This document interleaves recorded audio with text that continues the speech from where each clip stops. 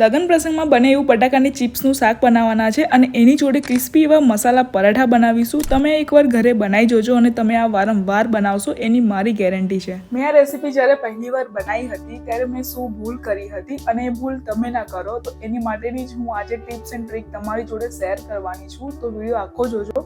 તો ચલો આની રેસીપી જોઈ લઈએ। આના માટે મેં અહીં 4 નાની સાઇઝના બટાકા લીધા છે। બધા બટાકાને આપણે ફટાફટ છોલી લઈશું, નહીં તો એ કાળા પડી જશે। આ સબ્જી મેં 3 પર્સન માટે બનાવી રહી છું। હવે આ બટાકાની ચિપ્સને કેવી રીતે કટ કરવાની છે એ જોઈ લઈએ। આ ચિપ્સ આપણે જાડી રાખવાની છે, એટલે બહુ જાડી પણ નહીં અને બહુ પતલી પણ નહીં, આવી મીડિયમ સાઇઝની કટ કરવાની છે।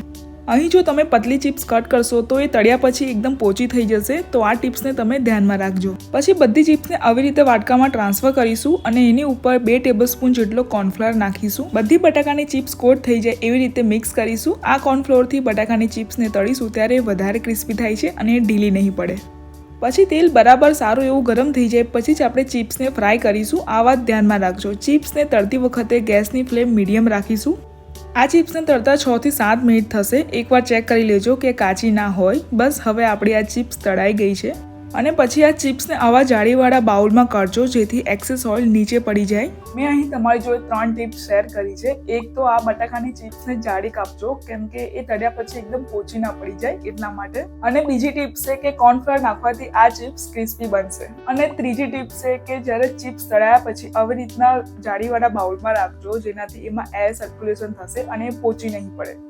હવે આપણે મસાલો બનાવી લઈએ। તો આના માટે મેં અહીં 3 મોટી ચમચી સિંગદાણાનો ભૂક્કો લીધો છે, પછી 2 ચમચી કોપરાની છીણ, થોડી હળદર, તીખું લાલ મરચું અને કાશ્મીરી મરચું લીધું છે, ધાણા જીરું પાવડર, થોડી હિંગ, મીઠું સ્વાદ અનુસાર એડ કરજો। અહીં મારા બટાકા ગળ્યા છે તો મેં એ હિસાબથી મીઠું લીધું છે। પછી તલ નાખ્યા છે અને આદુ મરચાં લસણની પેસ્ટ એડ કરીશું। આ બધાને સારી રીતે મિક્સ કરીશું। આ મસાલો તમે પહેલા જ બનાવી રાખજો તો જેવી ચિપ્સ બને એટલે ફટાફટ આમાં એડ કરી દેવાય। પછી મેં થોડી ખાંડ નાખી છે, ખાટો મીઠો સ્વાદ આમાં સારો લાગે છે, તમે અહીં લીંબુનો રસ પણ એડ કરજો। હવે બટાકાની ચિપ્સમાં આ મસાલો એડ કરીશું, જેટલો જોઈએ એટલો જ નાખીશું। અહીં મેં 5 ચમચી જેટલો યુઝ કર્યો છે।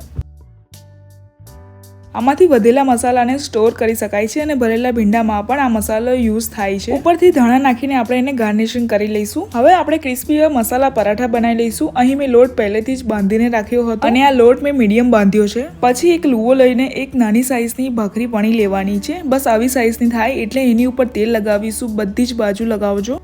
પછી એની ઉપર થોડો અજમો, કાળા સફેદ તલ, લાલ મરચું અને ધાણા નાખીને બધાને સારી રીતે બધી બાજુ પાથરી લઈશું અને ઉપરથી થોડુંક મીઠું નાખીશું। પછી એક બાજુથી આપણે કટ લગાવીશું અને વિડીયોમાં જેવું બતાવ્યું છે એવી જ રીતે ગોળ ગોળ ફેરવતા જઈશું। આ એક પ્રકારના લચ્છા પરાઠા જેવું જ બને છે। પછી અટામણ લઈને ભાખરીની જેમ વણી લઈશું। બીજી બાજુ ગરમ તવા પર શેકાવા મૂકી દઈશું। પરાઠા એક બાજુ કાચા પાકા શેકાયા પછી પલટાઈ લઈશું અને તેલ લગાવીને ગોલ્ડન બ્રાઉન શેકી લઈશું। તો બસ હવે આપણા ગરમ ગરમ ક્રિસ્પી એવા મસાલા પરાઠા રેડી થઈ ગયા છે। આ સબ્જી અને પરાઠા ખાવામાં બહુ જ ટેસ્ટી લાગે છે અને જો તમારી ઘરે મહેમાન આવે તો આ રેસીપી જરૂરથી બનાવજો। આ સબ્જી તમારી થાળીમાં 4 ચાંદ લગાવી દેશે। તો આ રેસીપી ગમી હોય તો લાઇક અને સબસ્ક્રાઇબ જરૂરથી કરી દેજો। તો મળીએ આવા જ નેક્સ્ટ વિડીયોમાં।